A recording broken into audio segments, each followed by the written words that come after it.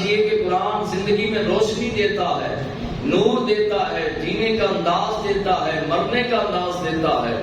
اور شاعر کہتا ہے وہ معزز تھے زمانے میں خادم قرآن ہو کر، وہ معزز تھے صحابہ، اولیاء، تابعین، تمام بزرگان دین جنہوں نے قرآن سے محبت کی، قرآن سے پیار کیا، قرآن سے عشق کیا، جنہوں نے جنگلات میں، بیابانوں میں، پہاڑوں میں، ریگستانوں میں، کاروبار میں ہر آن، ہر بان، ہر شام قرآن کو اپنے سینے کے ساتھ لگا کے رکھا۔ وہ معزز تھے زمانے میں خادم قرآن ہو کر، ہم رسوا ہوئے، خار ہوئے، ذلیل ہوئے تارک قرآن ہو کر۔ جب سے قرآن کو چھوڑا برما میں ہماری بچیوں کو مارا جانے لگا، جب سے قرآن چھوڑا کشمیر لٹ گیا، جب سے قرآن چھوڑا چچنیاں لٹ گیا، فلسطین جو ہے وہ لٹ گیا۔ جہاں جہاں کائنات میں دیکھیں مسلمانوں کی شامت آئی ہے، اصل وجہ یہ ہے کہ ہم قرآن سے ہٹ گئے۔ قرآن کو ہم نے جو ہے وہ مقدس کتاب گردانا۔ بے شک قرآن مقدس کتاب ہے، اور قرآن کو ہم نے کس مقصد کے لیے، اقبال بھی رویا، جاتے جاتے رویا اور کہنے لگے اقبال کہ تم نے قرآن کے نزول کا مقصد یہ سمجھا تھا جب تیرا باپ دادا مرنے لگے پاس بیٹھ جائے اور سورہ یاسین پڑھنا شروع کر دے، بتا یہ قرآن کے نزول کا مقصد تھا؟ پھر اقبال نے کہا یہ نہ سمجھنا کہ میں منکر ہوں، میں بھی قائل ہوں کہ اگر نزا کے وقت، موت کے وقت کسی کے پاس سورہ یاسین پڑھی جائے تو برکت ملتی ہے، لیکن بتا تو صحیح کہ خالی اس برکت کے لیے قرآن اتارا گیا تھا۔ اقبال نے کہا کہ جس قرآن سے تو نے مرنا سیکھا کاش اسی قرآن سے جینا سیکھا۔ قرآن تو زندگی گزارنے کا طریقہ بتاتا ہے، یہ کرنا ہے یہ نہیں کرنا، یہ راستہ جنت کا راستہ ہے کہ جہنم کا راستہ ہے۔ قرآن کا ایک ایک حرف انسان کی زندگی کو روشنی بخشتا ہے۔ اب وہ 26 سال کا جوان ہاتھ میں تلوار ہے، اب جانب منزل پہنچ رہا ہے، سامنے حضرت امیر حمزہ کھڑے ہیں، دلیروں کے دلیر، سید الشہداء۔ حضرت امیر حمزہ نے دیکھا کہ عمر آ رہا ہے، آپ کہنے لگے کہ عمر اگر آج اچھی نیت کے ساتھ آ رہا ہے تو ہم اس کو خوش آمدید کہیں گے، اور اگر اچھی نیت سے نہیں آ رہا پھر امیر حمزہ اس کے سر کو اس کے تن سے جدا کر دے گا۔ آپ نے تلوار نکال لی، صحابہ الرٹ ہو گئے، کیونکہ یہ عمر وہ ہیں کہ جو پورا عرب جن سے ڈرتا تھا۔ آپ صحابہ کرام سارے الرٹ ہو گئے۔ اللہ کے حبیب علیہ السلام نے تبسم فرماتے ہوئے فرمایا صحابہ سائڈ پر ہٹ جاؤ، عمر سر لینے نہیں سر دینے آ رہا ہے، عمر سر دینے آ رہا ہے۔ امیر حمزہ کو ہٹا دیا، صحابہ کرام پیچھے ہٹ گئے، عمر آئے، قدموں میں گرے، قدموں پر بوسہ دیا، کلمہ پڑھا، مسلمان ہو گئے۔ اب قرآن انسان کو ایمان دیتا ہے، قرآن انسان کے ایمان کو منور کرتا ہے، قرآن دل کے اندر روشنی پیدا کرتا ہے، قرآن جینے کا انداز و طریقہ، ڈھنگ، سلیقہ بتاتا ہے، اور قرآن سے جو دوستی کر لیتا ہے، قرآن سے جو محبت کرتا ہے، یہی قرآن قبر میں بھی اس کے ساتھ، میدان محشر میں بھی اس کا ساتھ دے گا، اور پل صراط پر بھی یہ قرآن اس کا ساتھ دے گا۔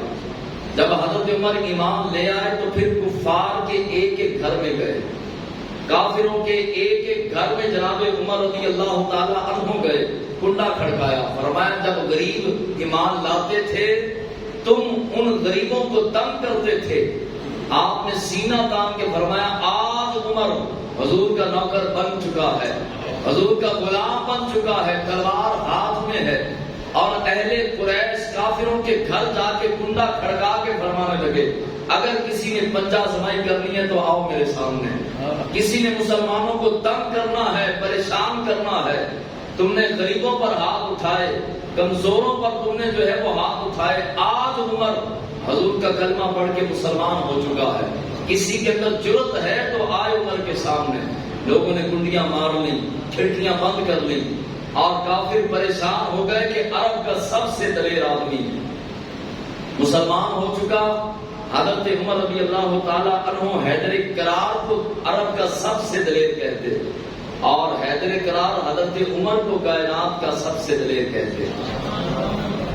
حضرت فاروق اعظم رضی اللہ تعالی عنہ آپ کی عظمت و شان بیان کی جائے تو وقت تو ختم ہو سکتا ہے، لیکن عظمت و شان ختم نہیں ہو سکتی۔ قرآن مجید میں 20 کے قریب کم و بیش آیات ہیں۔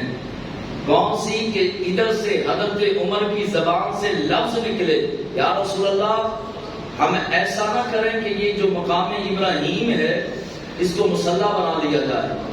ابھی صرف آپ نے مشورہ دیا محبوب خدا کو، حضرت عمر نے، ادھر سے جبریل کے پروں کے پھڑپھڑانے کی آواز آئی، کہا کہ رب کو عمر کا اتنا مشورہ پسند آیا ہے کہ رب نے قرآن کی آیت کو نازل کر دیا ہے کہ آج کے بعد مسلمانوں کے لیے مصلی مقام ابراہیم ہی ہوگا۔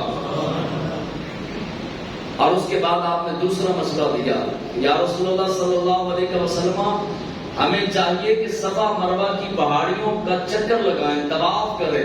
رب نے کہا ان الصفا والمروہ من شعائر اللہ، اور اس کے بعد فرمایا کہ آج عمر نے جو بات کی ہے، رب قرآن میں بیان کر رہا ہے، عمر نے جو بات کی ہے، آج سے مسلمان جو حاجی آئے گا وہ صفا مروہ کی صحیح کرے گا۔ رب کو بھی عمر کے مشورے پسند آئے، اور جس کو عمر پسند نہ آئے وہ کہاں جائے، جہاں جانا چاہیے وہاں چلا جائے۔ ہم نام نہیں لیتے، لیکن جہاں اس کا ٹھکانہ ہے جانا اس نے وہی ہے جس کو عمر پسند نہ آئے، کیونکہ عمر تو رب کو پسند آیا تو حضور کا صحابی بنا۔ عمر رسول اللہ کو اتنا پسند آیا، فرمایا میرے بعد اگر کوئی نبی ہوتا تو عمر ہوتے۔ حضرت عمر رضی اللہ تعالیٰ عنہ ایک بوڑھی عورت کے پاس گئے، اور جا کر وہ نبینہ بھی تھی، کمزور بھی تھی، پریشان بھی تھی۔ آپ اس کے پاس گئے اور جا کر آپ نے دروازہ کھٹکھٹایا اور کھٹکھٹا کے کہا کہ میں عمر بن خطاب ہوں، اس وقت امیر المومنین ہوں، لہٰذا اگر کسی چیز کی ضرورت ہے تو آپ مجھے بتا سکتی ہیں۔ وہ بوڑھی عورت نے روکھے انداز کے ساتھ دروازہ بند کرتے ہوئے کہا کہ آپ جائیے، مجھے کسی چیز کی ضرورت نہیں۔ حضرت عمر رضی اللہ تعالیٰ عنہ نے کہا کہ اماں جان پہلے اسی گھر میں 2-4 مرتبہ میں نے دیکھا تھا کہ ابو بکر صدیق آتے تھے اور آپ کی خدمت کر کے جاتے تھے، اسی وجہ سے میں آیا۔ تو بوڑھی عورت نے مسکراتے ہوئے کہا کہ تو نے آج نام لیا، میرے گھر کون آتا تھا؟ 3 سال تک ابو بکر آتے رہے، میں جب بھی نام پوچھتی تھی کہ اے میری خدمت کرنے والے کمزور ناتواں اور نبینہ عورت کی خدمت کرنے والے جوان، اپنا نام تو بتا۔ تو ابو بکر یہ کہا کرتے تھے جس کے لیے کر رہا ہوں وہ نام بھی جانتا ہے، میرے باپ کا نام بھی جانتا ہے، جس رب کی رضا کے لیے کر رہا ہوں وہ میرے اعمال بھی جانتا ہے، حسب و نسب بھی جانتا ہے، مجھے بھی جانتا ہے، بی بی تجھے بتانے کی ضرورت نہیں۔ تو آپ نے فرمایا تو نے 3 سال ابو بکر سے خدمت کروائی، مجھ سے کیوں نہیں کروا رہی؟ کہا کہ آپ نے تو آتے ساتھ ہی اپنا نام بھی بتا دیا، اپنے باپ کا نام بھی بتا دیا، اور یہ بھی کہہ دیا کہ میں امیر المومنین ہوں۔ تو حضرت عمر رضی اللہ تعالیٰ عنہ رونے لگے، کہا ابو بکر میں نے بڑی کوشش کی کہ نیکیوں میں تجھ سے آگے بڑھ جاؤں، مگر تجھ سے آگے نہیں بڑھ سکا۔ پھر آپ ایک مضافات کے اندر ایک بوڑھے شخص کے پاس جناب فاروق اعظم گئے اور جا کے اس کے گھر کا کام کاج کیا۔ امیر المومنین 36 لاکھ مربع میل کا حکمران، کیسر و کسریٰ کے بادشاہ، جس کا نام سن کر اپنے تخت پر بیٹھ کر کانپنا شروع ہو جائیں، وہ اتنا بڑا حکمران اور جس کی عظمت و شان اور مشاورت سے قرآن کی 20 کم و بیش آیات اتر آئیں، اتنی شانوں کا مالک حضرت فاروق اعظم رضی اللہ تعالیٰ عنہ بوڑھے شخص کے پاس گئے اور جا کر کے اس کے گھر کا کام کیا، گھڑے میں پانی بھرا، کھانا تیار کیا اور سالن روٹی تیار کر کے بوڑھے کے منہ میں لقمہ دیا، کیونکہ وہ معذور تھا دونوں ہاتھوں سے۔ تو بوڑھے نے اونچی آواز سے کہا کہ تو کون ہے کہ تم نے میرا منہ جلا دیا؟ بتا ابو بکر انتقال کر گئے، حضرت جو ہے وہ صدیق اکبر دنیا سے تشریف لے گئے۔ تو حضرت عمر فاروق رضی اللہ تعالیٰ عنہ پھر رونے لگے اور کہنے لگے کہ ابو بکر تو ادھر بھی آیا کرتا تھا، تو امیر المومنین بھی تھا، باہر سے آنے والے سفیروں کو بھی ملتا، مضافات میں غریبوں کو بھی ملتا، یتیموں کو بھی ملتا، مساکین کو بھی ملتا، فیصلے بھی کرتا، اتنے کام ابو بکر تو بڑی ڈاڈی مشکل میں مجھے ڈال کے چلا گیا. یہاں بھی تو آتا تھا تو آپ نے اس بوڑھے سے پوچھا کہ بابا جی آپ کو کیسے پتا چلا کہ صدیق اکبر دنیا سے چلے گئے؟ تو اس بابا جی نے کہا کہ جب بھی وہ آتے کھانا تیار کرتے، میرے گھر کا کام کاج کر کے کھانا تیار کر کے پہلے خود چکھتے، گرم تو نہیں، آپ نے تو بغیر چکھے مجھے کھلایا، میرا منہ جلا دیا. تو ابو بکر صدیق رضی اللہ تعالیٰ عنہ کی یاد میں فاروق اعظم رضی اللہ تعالیٰ عنہ رونے لگے اور کہا ابو بکر تو ابو بکر ہی ہے.